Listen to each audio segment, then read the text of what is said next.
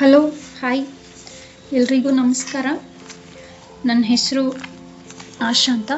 This is my new YouTube channel ಹೆಸರು teach talks ಅಂತೇಳಿ. So ಇದು ಒಂದು ಎಜುಕೇಷ್ನಲ್ ಚಾನಲ್. ಈ ಚಾನಲಲ್ಲಿ ನಾನು ಫುಲ್ NCERT ಆ್ಯಂಡ್ DSCERTಯ right from 6th to 2nd PU maths and science ಸಬ್ಜೆಕ್ಟ್ಸ್ನ ನಾನು ಅನಲೈಸ್ ಮಾಡ್ತಾ ಹೋಗ್ತೇನೆ.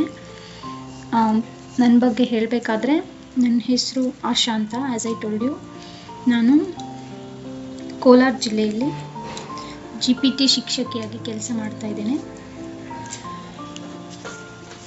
ಇದು ನನ್ನ ಫಸ್ಟ್ ವಿಡಿಯೋ ಆ್ಯಂಡ್ NCERT ಸೀರೀಸ್ನ ಸ್ಟಾರ್ಟ್ ಮಾಡ್ತಾ ಇದ್ದೀನಿ. NCERTಯಲ್ಲಿ ಕ್ಲಾಸ್ 6ಅಲ್ಲಿ ದ ಫಸ್ಟ್ ಚಾಪ್ಟರ್ ಯಾವುದಪ್ಪ ಅಂದರೆ food, where does it come from ಅಂತೇಳಿ. ಅಂದರೆ ಆಹಾರ ಇದು ನಮಗೆ ಎಲ್ಲಿಂದ ದೊರೆಯುತ್ತದೆ, ಆಹಾರ ಎಲ್ಲಿಂದ ದೊರೆಯುತ್ತದೆ. ಈ ಒಂದು ಚಾಪ್ಟರು ಇದು ಒಂದು ಪುಟಾಣಿ ಚಾಪ್ಟರು. ಆ್ಯಂಡ್ ಈ ಚಾಪ್ಟ್ರಲ್ಲಿ ನಿಮಗೆ ಮ್ಯಾಕ್ಸಿಮಮ್ ಅಂತ ಫ್ರಮ್ ಇದರಲ್ಲಿ ನಿಮಗೆ ಫುಡ್ ವೆರೈಟಿ ಅಂತ ಇಲ್ಲಿ ಕಾಣಿಸ್ತಾ ಇದೆ. ಫುಡ್ ವೆರೈಟಿ ಮೀನ್ಸ್ ಆಹಾರದ ವೈವಿಧ್ಯತೆ. ಅಂದರೆ ನಾವು ಯಾವ ಥರ ಆಹಾರನ ನಮ್ಮ ಭಾಗದಲ್ಲಿ ನಾವು ಯಾವ ಥರ ಆಹಾರನ ತಗೊಳ್ತೀವಿ, ಹಾಗೆ ನೀವು ಉತ್ತರ ಕರ್ನಾಟಕದ ಕಡೆ ಹೋದರೆ ಅವರು ಯಾವ ಭಾಗದ ಆಹಾರ, ಯಾವ ಥರದ ಆಹಾರನ ಅವರು ಪ್ರಿಫರ್ ಮಾಡ್ತಾರೆ. ಹಾಗೆ ನೀವು ನಾರ್ತ್ ಇಂಡಿಯಾ ಕಡೆಗೆ ಹೋದರೆ ಅವರು ಯಾವ ಥರದ ಆಹಾರನ ಅವರು ಅಲ್ಲಿ ಪ್ರಿಫರ್ ಮಾಡ್ತಾರೆ. ಇದನ್ನು ನಾವು ಫುಡ್ ವೆರೈಟಿ ಅಂದರೆ ಆಹಾರದ ವೈವಿಧ್ಯತೆ ಅಂತೇಳಿ ನಾವು ಕರಿತೀವಿ. ಸೊ ಇಲ್ಲಿ ಒಂದು ಸಣ್ಣ ಆ್ಯಕ್ಟಿವಿಟಿ ಕೊಟ್ಟಿದ್ದಾರೆ. ಏನಂತ ಅಂದರೆ ನಿಮ್ಮ ಫ್ರೆಂಡ್ನ ಅಥವಾ ನಿಮ್ಮ ಸ್ಟೂಡೆಂಟ್ನ ಕೇಳಿ ಅವರಲ್ಲಿ ಏನು ಊಟ ತಿಂದರು ಅಂತ ಹೇಳಿ ಅಂತ. ನೀವು ಅವರನ್ನು ಬೇಕಾದರೆ ಎಕ್ಸಾಮೈನ್ ಮಾಡಿದ್ರೆ ಅಂದರೆ ಕೇಳಿದ್ರೆ ಅವರೇ ಹೇಳೋವಂಥದ್ದೇ ವೆರೈಟಿ ನಿಮಗೆ ಇಲ್ಲಿ ಸಿಗುತ್ತೆ. ಆ್ಯಂಡ್ ನಮ್ಮ ಭಾಗದಲ್ಲಿ ನಾವು ಹೆಚ್ಚಾಗಿ ನಾವು ರೈಸ್ ಆ್ಯಂಡ್ ರಾಗಿ, ಜೋವರ್ ಈ ಥರದನ್ನು ತಗೋತೀವಿ. ಆ್ಯಂಡ್ ಇಲ್ಲಿ ಅವರು ಇಂಗ್ರೀಡಿಯೆಂಟ್ಸ್ ಅಂತೇಳಿ ಕೊಟ್ಟಿದ್ದಾರೆ. ಇಂಗ್ರೀಡಿಯೆಂಟ್ಸ್ ಅಂತಂದರೆ ನಮಗೆ ಒಂದು ಆಹಾರನ ನಾವು ತಯಾರು ಮಾಡಬೇಕಂದ್ರೆ ನಮಗೆ ಏನೇನೆಲ್ಲ ಮೆಟೀರಿಯಲ್ಸ್ ಅವೈಲೇಬಲ್ ಇರುತ್ತೆ, ನಮ್ಗೆ ಏನೇನೆಲ್ಲ ಪದಾರ್ಥಗಳು ಬೇಕಾಗುತ್ತೆ, ಆ ಪದಾರ್ಥಗಳನ್ನೇ ನಾವು ಇಂಗ್ರೀಡಿಯೆಂಟ್ಸ್ ಅಂತ ಹೇಳ್ಬಿಟ್ಟು ನಾವು ಕರೆಯೋದು. ಇಂಗ್ರೀಡಿಯೆಂಟ್ಸ್ ಅಂತಂದರೆ ಪದಾರ್ಥಗಳು. ಈಗ ಅವರು ಏನು ಹೇಳ್ತಾ ಇದ್ದಾರೆ, 1 ಬೌಲ್ ಆಫ್ ರೈಸ್ ಇದೆ ಇಲ್ಲಿ. ಈ ಬೌಲ್ ಆಫ್ ರೈಸ್ನ ಮಾಡೋದಕ್ಕೆ ನಿಮಗೆ ಏನೇನು ಅವಶ್ಯಕತೆ ಇದೆ ನಮಗೆ ನೀರು ಬೇಕು, ಆಮೇಲೆ ಅಕ್ಕಿ ಬೇಕು, ಆಮೇಲೆ ಉಪ್ಪು ಬೇಕು. ಇದೆಲ್ಲ ಕೂಡ ಅನ್ನ ಮಾಡೋಕ್ಕೆ ಬೇಕಾಗಿರುವಂಥ ಮೆಟೀರಿಯಲ್ಸ್. ಹಾಗೆ ನೀವೊಂದು ಕರಿ ಮಾಡ್ಬೇಕು ಅಂದ್ಕೊಳ್ಳಿ, ವೆಜಿಟೇಬಲ್ ಕರಿ. ಆವಾಗ ನಿಮಗೆ ಬರೀ ನೀರು, ಉಪ್ಪು, ಖಾರ ಅಷ್ಟಿದ್ರೆ ಸಾಕಾಗಲ್ಲ. ನಿಮಗೆ ಸ್ಪೈಸಸ್ ಬೇಕು, ಎಣ್ಣೆ ಬೇಕು. ಈ ರೀತಿ ನೀವು ಪಾಕ ಪ್ರವೀಣರಾಗಿದ್ದರೆ ನಿಮಗೆ ಇನ್ನೂ ಜಾಸ್ತಿ ಐಟಮ್ಸ್ ಬೇಕಾಗುತ್ತೆ. ಸೊ ಹೀಗೆ ನಾವು ಒಂದು ಫುಡ್ನ ತಯಾರು ಮಾಡೋಕ್ಕೆ ನಮಗೆ ಯಾವೆಲ್ಲ ಮೆಟೀರಿಯಲ್ಸ್ ಬೇಕು ಅದನ್ನು ನಾವು ಇಂಗ್ರೀಡಿಯೆಂಟ್ಸ್ ಅಂತ ಹೇಳ್ಬಿಟ್ಟು ಕರಿತೀವಿ. ಇದಾದಮೇಲೆ ಅವರು ಒಂದು ಆ್ಯಕ್ಟಿವಿಟಿಯನ್ನು ಕೊಟ್ಟಿದ್ದಾರೆ. ಏನಂತ ಅಂದರೆ ಈ ಒಂದು ಫುಡ್ ಐಟಮ್ ಮಾಡೋಕ್ಕೆ ಯಾವ ಇಂಗ್ರೀಡಿಯೆಂಟ್ ಬೇಕು, ಹಾಗೆ ಈ ದಾಲ್ನ ಮಾಡೋದಕ್ಕೆ ಏನೇನೆಲ್ಲ ಬೇಕು, ಇದನ್ನೆಲ್ಲ ನೀವು ನಿಮ್ಮ ಫ್ರೆಂಡ್ಸ್ ಹತ್ರ ಕೇಳಿ ಡಿಸ್ಕಸ್ ಮಾಡಿ ಲಿಸ್ಟ್ ಮಾಡಿ ಅಂತೇಳಿ. ಇನ್ನು ಮುಂದಕ್ಕೆ ಹೋಗೋದಾದರೆ ನಾವು ಇದರಲ್ಲಿ ಫುಡ್ ಮೆಟೀರಿಯಲ್ ಆ್ಯಂಡ್ ಸೋರ್ಸಸ್ ಅಂದರೆ ಆಹಾರದ ಸೋರ್ಸ್ ಅಂದರೆ ಮೂಲ, ಆಹಾರದ ಮೂಲ ಯಾವುದು. ಸೊ ಇದರಲ್ಲಿ ನಾವು ನೋಡಿದ್ರೆ ಈ ಫ್ರೂಟ್ಸ್, ವೆಜಿಟೇಬಲ್ಸ್ ಇದೆಲ್ಲ ನಮಗೆ ಎಲ್ಲಿಂದ ಸಿಗುತ್ತೆ, ಹಾಗೆ ಪ್ಲಾಂಟ್ಸಿಂದ ನಮಗೆ ಏನೇನೆಲ್ಲ ಸಿಗುತ್ತೆ, ಇದೆಲ್ಲನೂ ನಾವು ಸೋರ್ಸಸ್ ಅಂತ ಹೇಳಿಬಿಟ್ಟು ನಾವು ಕರಿತೇವೆ. ಹಾಗೆ ನಮಗೆ ಅನಿಮಲ್ಸ್ ಅಂದರೆ ಪ್ರಾಣಿಗಳಿಂದ ನಮಗೆ ಏನೇನೆಲ್ಲ ಸಿಗುತ್ತೆ, ಇದನ್ನೆಲ್ಲನೂ ನಾವು ಫುಡ್ ಅಂದರೆ ಆಹಾರದ ಸೋರ್ಸಸ್, ಮೂಲ ಅಂತ ಹೇಳ್ಬಿಟ್ಟು ನಾವು ಕರಿತೀವಿ. ಸೊ ಇದನ್ನ ಬಗ್ಗೆ ಇನ್ನು ಸ್ವಲ್ಪ ಡೀಟೇಲ್ ಆಗಿ ನಾವು ಹೇಳೋದಾದರೆ ನೋಡಿ, ಇಡ್ಲಿ ಅಂತ ಏನಿದೆಯಲ್ಲ, ಇಲ್ಲಿ ನಮಗೆ ಇಡ್ಲಿ ಮಾಡೋದಕ್ಕೆ ಬೇಕಾಗಿರೋದು ರೈಸ್, ಹಾಗೆ ಉದ್ದಿನ ಬೇಳೆ, ಊರದ್ ದಾಲ್, ಸಾಲ್ಟ್ ಮತ್ತು ವಾಟರ್. ಇದೆಲ್ಲ ನಮಗೆ ಎಲ್ಲೆಲ್ಲಿಂದ ಸಿಕ್ತು ಅಂತ. ರೈಸ್ ಏನಿದೆಯಲ್ಲ ಇದನ್ನು ನಾವು ಪ್ಲ್ಯಾಂಟಿಂದ ತಗೋತೀವಿ. ಊರದ್ ದಾಲ್, ಉದ್ದಿನ ಬೇಳೆ ಇದು ಕೂಡ ನಮಗೆ ಪ್ಲ್ಯಾಂಟ್ ಸೋರ್ಸ್. ಸಾಲ್ಟ್ ಇದೆಯಲ್ಲ ಇದು ನಮಗೆ ನ್ಯಾಚುರಲ್ ಸೋರ್ಸ್ ಅಂದರೆ ನೇಚರಿಂದಾನೇ ಸಿಗುತ್ತೆ ನಮಗೆ ಸಾಲ್ಟ್. ವಾಟರ್ ಇದೆಯಲ್ಲ ಇದು ಕೂಡ ನ್ಯಾಚುರಲ್ ಸೋರ್ಸ್. ಹಾಗೆ ಚಿಕನ್ ಕರಿ ಮಾಡೋಕ್ಕೆ ಏನೇನೆಲ್ಲ ಬೇಕು ನಮಗೆ. ಚಿಕನ್ ಬೇಕು, ಇದು ನಮಗೆ ಅನಿಮಲ್ ಸೋರ್ಸ್, ಇದು ಅನಿಮಲ್ಸಿಂದನೇ ಸಿಗೋದು ನಮಗೆ. ಸ್ಪೈಸಸ್ ಅಂದರೆ ನಮಗೆ ಚಕ್ಕೆ, ಲವಂಗ, ಕಾಳುಮೆಣಸು ಇದೆಲ್ಲ ಇದೆಯಲ್ಲ, ಇದೆಲ್ಲ ಸ್ಪೈಸಸ್. ಇದನ್ನು ನಾವು ಎಲ್ಲಿಂದ ತಗೋತೀವಿ? ಅಗೇನ್ ಪ್ಲ್ಯಾಂಟಿಂದ ತಗೋತೀವಿ. ಆಯಿಲ್ ಆ್ಯಂಡ್ ಗೀ, ಎಣ್ಣೆ ಹಾಗೆ ತುಪ್ಪ, ಇದು ನಾವು ಪ್ಲ್ಯಾಂಟಿಂದನೂ ತಗೋತೀವಿ, ಅನಿಮಲಿಂದನೂ ತಗೋತೀವಿ. ಪ್ಲ್ಯಾಂಟಿಂದ ಹೇಗೆ? ಪ್ಲ್ಯಾಂಟಿಂದ ಗ್ರೌಂಡ್ನಟ್ ಆಯಿಲ್ ಇದೆ, ಕೊಕೊನೆಟ್ ಆಯಿಲ್ ಇದೆ, ಮಸ್ಟರ್ಡ್ ಆಯಿಲ್ ಇದೆ. ಇದೆಲ್ಲ ಪ್ಲ್ಯಾಂಟಿಂದ. ಆದರೆ ಅನಿಮಲ್ಸಿಂದ ಸಹ ಎಣ್ಣೆ ತೆಗಿತಾರೆ, ಮೀನಿನ ಎಣ್ಣೆ ಅಂತೆಲ್ಲ ನೀವು ಕೇಳಿರ್ಬೋದು. ಆ್ಯಂಡ್ ಅನಿಮಲ್ದು ಫ್ಯಾಟ್ ಇರುತ್ತಲ್ಲ, ಅದರಿಂದ ಸಹ ಎಣ್ಣೆ ತೆಗಿತಾರೆ, ಅದನ್ನು ಕೂಡ ಮಾರಾಟ ಮಾಡ್ತಾರೆ. ಇನ್ನು ವಾಟರ್, ಇದು ನಮಗೆ ಎಲ್ಲಿ ಸಿಗುತ್ತೆ? ಇದು ಕೂಡ ನ್ಯಾಚುರಲ್ ಸೋರ್ಸ್. ಹಾಗೆ ಮಿಲ್ಕ್ ಇದೆಲ್ಲ ಇದು ಅನಿಮಲ್ಸಿಂದ ಸಿಗುತ್ತೆ. ಆ್ಯಂಡ್ ಪ್ಲಾಂಟ್ಸಿಂದ ಸಹ ನಾವು ಮಿಲ್ಕ್ನ ತೆಗಿಬೋದು. ಯಾವ ರೀತಿ ಅಂತಂದರೆ ನೀವು ಕೇಳಿರ್ಬೋದು ಕೊಕೊನೆಟ್ ಮಿಲ್ಕ್, ಆಲ್ಮಂಡ್ ಮಿಲ್ಕ್ ಅಂತೆಲ್ಲ. ಸೊ ಅದು ಕೊಕೊನೆಟ್ ಮಿಲ್ಕ್ ಹಾಗೆ ಆಲ್ಮಂಡ್ ಮಿಲ್ಕ್ ಅದೆಲ್ಲ ನಮಗೆ ಅನಿಮಲ್ಸಿಂದ ಸಿಗುತ್ತೆ.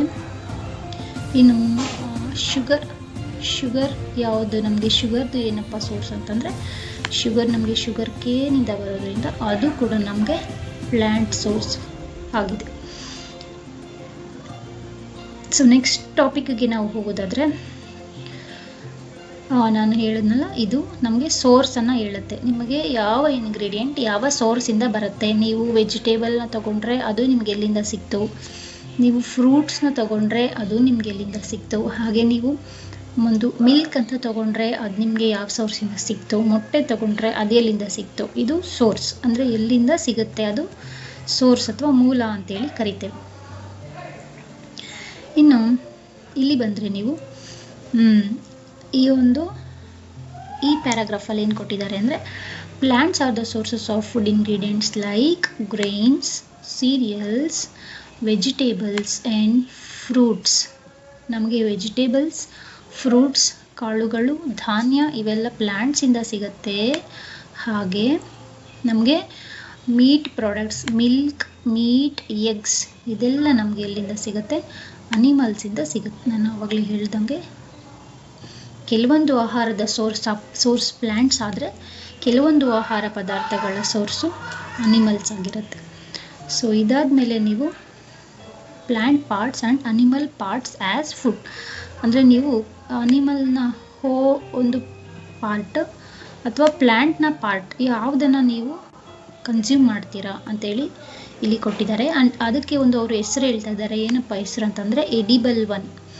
ಎಡಿಬಲ್ ಅಂದರೆ ಸೇವಿಸಲಿಕ್ಕೆ ಯೋಗ್ಯವಾಗಿ ಇರುವಂಥದ್ದು. ಈ ಎಡಿಬಲ್ ಅಂತಂದರೆ ಏನು, ನೀವು ಒಂದು ಪ್ಲ್ಯಾಂಟ್ನ ನೀವು ತಗೊಂಡ್ರೆ ಆ ಪ್ಲ್ಯಾಂಟಲ್ಲಿ ಯಾವ ಭಾಗ ನಿಮಗೆ ಸೇವಿಸಲಿಕ್ಕೆ ಅನುಕೂಲವಾಗಿದೆ, ನೀವು ಏನನ್ನು ಈ ಭಾಗದಲ್ಲಿ ಸೇವನೆ ಮಾಡ್ತೀರಾ.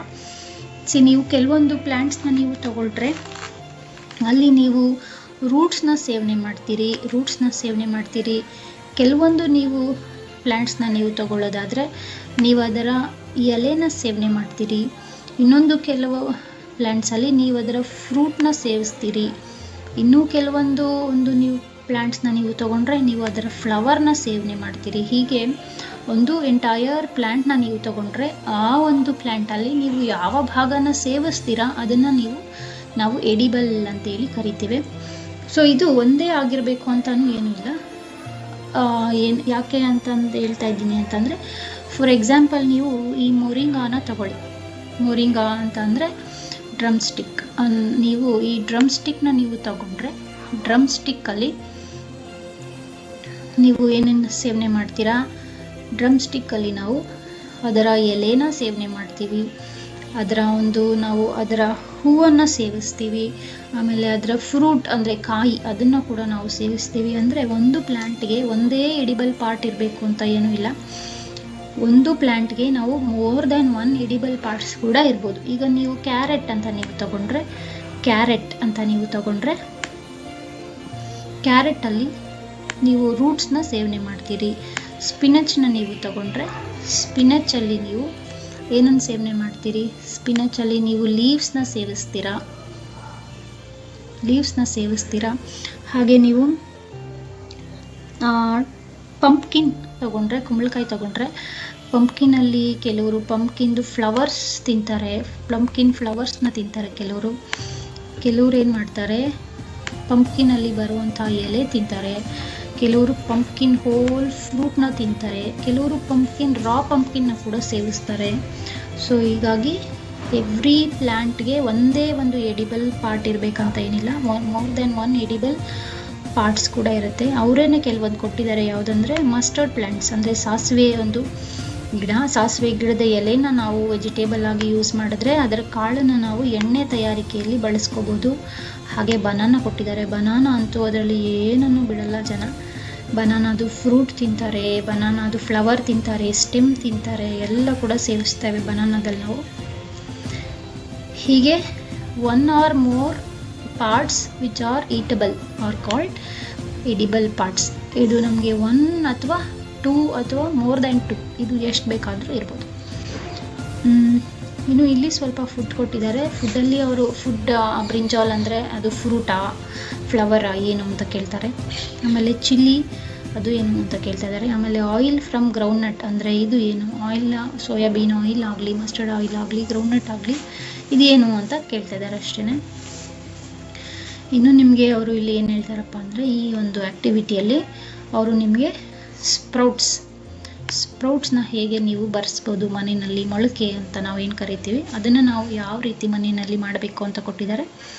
ನೀವು ಕಾಳನ್ನು ಓವರ್ನೈಟ್ ನೆನೆಸಿ ಮಾರ್ನಿಂಗ್ ಆದಮೇಲೆ ಆ ನೀರನ್ನೆಲ್ಲ ಡ್ರೈನ್ ಮಾಡಿ ಕ್ಲೀನಾಗಿರೋ ಒಂದು ವೆಟ್ ಕ್ಲಾತ್ನಲ್ಲಿ ರ್ಯಾಪ್ ಮಾಡಿ ಅದನ್ನು ನೀಟಾಗಿ ನೀವು ಎತ್ತಿಟ್ರೆ, ಆಮೇಲೆ ನೆಕ್ಸ್ಟ್ ಡೇ ಆಗೋಷ್ಟರಲ್ಲಿ ನಿಮಗೆ ಹೀಗೆ ವೈಟಾಗಿ ಅದರ ಮೇಲೆ ಏನು ಎಕ್ಸ್ಟ್ರಾ ಗ್ರೋತ್ ಆಗಿರುತ್ತಲ್ಲ, ಇದನ್ನೇ ನಾವು ಸ್ಪ್ರೌಟೆಡ್ ಅಂದರೆ ಮೊಳಕೆ ಅಂತ ಕರಿತೀವಿ. ಇದು very very rich in protein and fibre.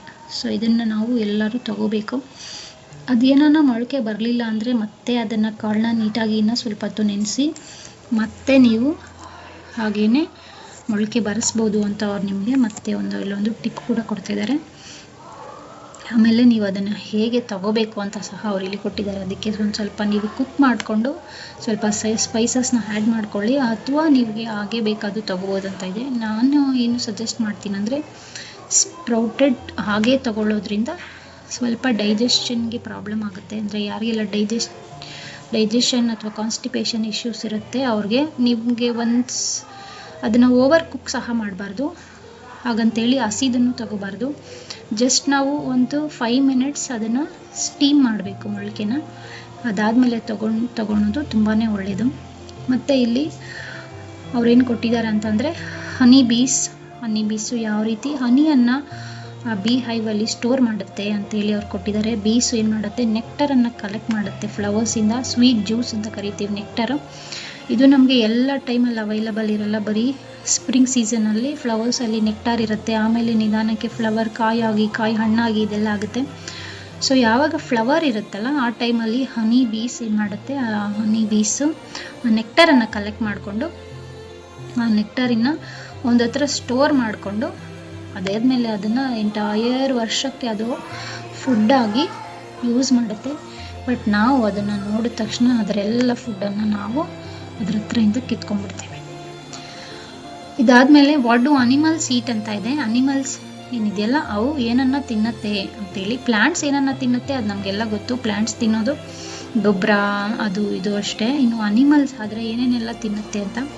Animals ಏನು ತಿನ್ನತ್ತೆ ಅದನ್ನು ಇಟ್ಕೊಂಡು categorize the animals into 3 category: herbivores, carnivores and omnivores ಅಂತ.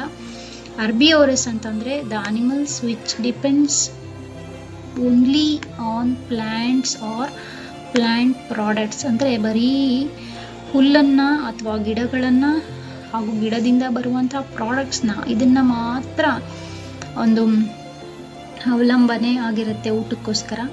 ಅಂಥ ಅನಿಮಲ್ಸ್ನ ನಾವು ಹರ್ಬಿವೋರಸ್ ಅಂತೇಳಿ ಕರಿತೀವಿ. ನಮ್ಮ ಮನೆಯಲ್ಲಿರುವಂಥ ಸಾಕು ಪ್ರಾಣಿಗಳು, ಹಸು, ಆಮೇಲೆ ಕುರಿ, ಮೇಕೆ, ಇವೆಲ್ಲನೂ ಸಹ ಹರ್ಬಿವೋರಸ್ಗೆ ಬರುತ್ತೆ. ಹರ್ಬಿವೋರಸ್ ಜಿರಾಫೆ, ಮತ್ತು ಇಲ್ಲಿ ನೋಡ್ತಾ ಇದ್ದೀರಾ ನೀವು ಅಳಿಲು, ಆಮೇಲೆ ಆನೆ, ಆಮೇಲೆ ಮೊಲ, ಇವೆಲ್ಲ ಸಹ ಹರ್ಬಿವೋರಸ್ ಬರುತ್ತೆ. ಇನ್ನು ಎರಡನೇ ಕ್ಯಾಟಗರಿ ಯಾವುದಪ್ಪ ಅಂದರೆ ಅಂದರೆ the animals which eat other animals, ಅಂದರೆ ಅವಕ್ಕೆ ಪ್ಲ್ಯಾಂಟ್ಸ್ ಮತ್ತು ಪ್ಲ್ಯಾಂಟ್ ಪ್ರಾಡಕ್ಟ್ಸ್ ಜೊತೆ ಅವಕ್ಕೆ ಸಂಬಂಧ ಇಲ್ಲ. ಅವೇನು ತಿನ್ನುತ್ತೆ ಅಂದರೆ ಆ ಪ್ರಾಣಿಗಳು ಬೇರೆ ಪ್ರಾಣಿಗಳನ್ನು ತಿಂದು ಬದುಕ್ತವೆ. ಅಂಥ ಪ್ರಾಣಿಗಳನ್ನು ನಾವು ಕಾರ್ನಿವೋರಸ್ ಅಂತ ಕರಿತೀವಿ. ಸೊ ಈ ಕಾರ್ನಿವೋರಸ್ ಯಾವ್ಯಾವುದಪ್ಪ ಅಂದರೆ lion, cheetah, lion, cheetah, tiger, fox, shark ಇವೆಲ್ಲ ಕೂಡ ಕಾರ್ನಿವೋರಸ್. ಆ್ಯಂಡ್ ಇನ್ನು ಮೂರನೇ ಕ್ಯಾಟಗರಿ ಯಾವುದು, ಗ್ರೂಪ್ 3 ಯಾವುದಪ್ಪ ಅಂದರೆ ದೇ ಆರ್ ಆಮ್ನಿವೋರಸ್. ಇದು ಪ್ಲ್ಯಾಂಟನ್ನಾಗಲಿ ಅನಿಮಲನ್ನಾಗಲಿ ಸಂಬಂಧ ಇಲ್ಲ, ಎರಡನ್ನೂ ಸಹ ಸೇವಿಸ್ತವೆ. ಈ ಥರದ ಒಂದು ಕ್ಯಾಟಗರಿನ ನಾವು ಆಮ್ನಿವೋರಸ್ ಅಂತ ಕರಿತೀವಿ. ಈ ಆಮ್ನಿವೋರಸ್ಗೆ one of the best example ಯಾರಂದರೆ ನಾವೇ, ಅಂದರೆ ಹ್ಯೂಮನ್ ಬೀಯಿಂಗ್ಸ್. ನಾವು ಪ್ಲ್ಯಾಂಟ್ ಪ್ರಾಡಕ್ಟ್ಸ್ನೂ ತಗೋತೀವಿ, ಅನಿಮಲ್ ಪ್ರಾಡಕ್ಟ್ಸ್ನು ಆ್ಯಸ್ ಅ ಫುಡ್ ಆಗಿ ನಾವು ತಗೋತೀವಿ. ಇದ್ರ ನಮ್ಮ ಜೊತೆಗೆ ಇನ್ನು ಡಾಗ್, ಕ್ಯಾಟ್, ಚಿಕನ್ಸ್, ಪಿಗ್ಸ್ ಇವೆಲ್ಲ ಬರುತ್ತೆ. ಇವೆಲ್ಲ ನಮಗೆ ಆಮ್ನಿವೋರಸ್ಗೆ ಬೆಸ್ಟ್ ಎಕ್ಸಾಂಪಲ್ ಆಗುತ್ತೆ. ಸೊ ಇಲ್ಲಿ ಒಂದು ಕಾಲಮ್ ಕೊಟ್ಟಿದ್ದಾರೆ, ಹರ್ಬಿವೋರಸ್ನ ಒಂದು ಸ್ವಲ್ಪ ಅನಿಮಲ್ಸ್ನ, ಸ್ವಲ್ಪ ಕಾರ್ನಿವೋರಸ್ ಅನಿಮಲ್ಸ್ನ, ಆಮ್ನಿವೋರಸ್ ಅನಿಮಲ್ಸ್ನ ನೀವು ಇಲ್ಲಿ ಏನು ಮಾಡಿ ಕ್ಯಾಟಗರೈಸ್ ಮಾಡಿ ಅಂತ. ಇಲ್ಲಿ ಕೌ ಇದೆ, ನೀವು ಇಲ್ಲಿ ಬಫೆಲೋ ಬರ್ಕೋಬೋದು, ಅದಾದಮೇಲೆ ಗೋಟ್, ಆಮೇಲೆ ಶೀಪ್, ಆಮೇಲೆ ಇನ್ನೇನು ಬರಿಬೋದು, ರಾಬಿಟ್, ಜಿರಾಫೆ, ರ್ಯಾಟ್, ಆಮೇಲೆ ಜಿರಾಫೆ, ಇದೆಲ್ಲ ಕೂಡ ನೀವು ಬರ್ಕೋಬೋದು. ಇನ್ನು ಕಾರ್ನಿವೋರಸ್ ಅಂತ ನೀವು ತಗೊಂಡ್ರೆ ಲಯನ್ ಕೊಟ್ಟಿದ್ದಾರೆ, ನೀವು ಟೈಗರ್, ಚೀತಾ, ಆಮೇಲೆ ಫಾಕ್ಸ್ ಹೇಳ್ಬೋದು ನೀವು, ಇನ್ಯಾವ್ಯಾವ್ದು ಹೇಳ್ಬೋದು ನೀವು. ಆಮೇಲೆ ಕೆಲವೊಂದು ಶಾರ್ಕ್ ಇರುತ್ತೆ, ಅವು ಬೇರೆ ಚಿಕ್ಕ ಮೀನುಗಳನ್ನೆಲ್ಲ ತಿಂತಾ ಇರುತ್ತೆ, ಅದನ್ನೇ ಹೇಳ್ಬೋದು ನೀವು. ಆಮೇಲೆ ಆಮ್ನಿವೋರಸ್ಗೆ ಡಾಗ್ ಇದೆ, ನೀವು ಕ್ಯಾಟ್ ಬರಿಬೋದು, ಹ್ಯೂಮನ್ ಬೀಯಿಂಗ್ಸ್ ಬರ್ಕೋಬೋದು, ಚಿಕನ್ಸ್ ಬರಿಬೋದು, ಆಮೇಲೆ ಪಿಗ್ಸ್ ಬರಿಬೋದು, ಪಿಗ್, ಇದೆಲ್ಲ ಕೂಡ ಆಮ್ನಿವೋರಸ್. ಸಾರಿ, ಇದು ನಿಮಗೆ ಕರೆಕ್ಟಾಗಿ ಅರ್ಥ ಆಗ್ತಾ ಇದೆಯೋ ಇಲ್ಲೋ ದಯವಿಟ್ಟು ಕಮೆಂಟ್ ಮಾಡಿ. ಇನ್ನು ಕ್ಲೀನಾಗಿ ನಿಮಗೆ ಇದೆಲ್ಲ ಬೇಕು ಅಂದರೆ ನಾನು ನೋಟ್ಸ್ ಪ್ರಿಪೇರ್ ಮಾಡಿ ನಾನು ಶೇರ್ ಮಾಡ್ತೀನಿ. ಇಲ್ಲಿ ಅವರು ಅನಿಮಲ್ ಹೆಸರು ಕೊಟ್ಟು ಅದು ಏನು ತಿನ್ನತ್ತೆ ಅಂತ ಕೊಟ್ಟಿದ್ದಾರೆ. ನೀವು ಇಲ್ಲಿ ಲಯನ್, ಟೈಗರ್ ಇದೆಲ್ಲ ಏನಿದೆಯಲ್ಲ ಇದೆಲ್ಲ ಬೇರೆ ಬೇರೆ ಪ್ರಾಣಿಗಳನ್ನ ತಿನ್ನುತ್ತಲ್ಲ, ಆ ಪ್ರಾಣಿಗಳ ಹೆಸರೆಲ್ಲ ಬರಿಬೋದು. ಹೌಸ್ ಲಿಜಾರ್ಡ್ ಇದೆಯಲ್ಲ ಹಲ್ಲಿ, ಅದೇನು ತಿನ್ನುತ್ತೆ, ಕೌ ಏನು ತಿನ್ನುತ್ತೆ, ಹ್ಯೂಮನ್ ಬೀಯಿಂಗ್ಸ್ ನಾವು ಏನು ತಿಂತೀವಿ, ಬಟರ್ಫ್ಲೈ ಏನು ತಿನ್ನುತ್ತೆ,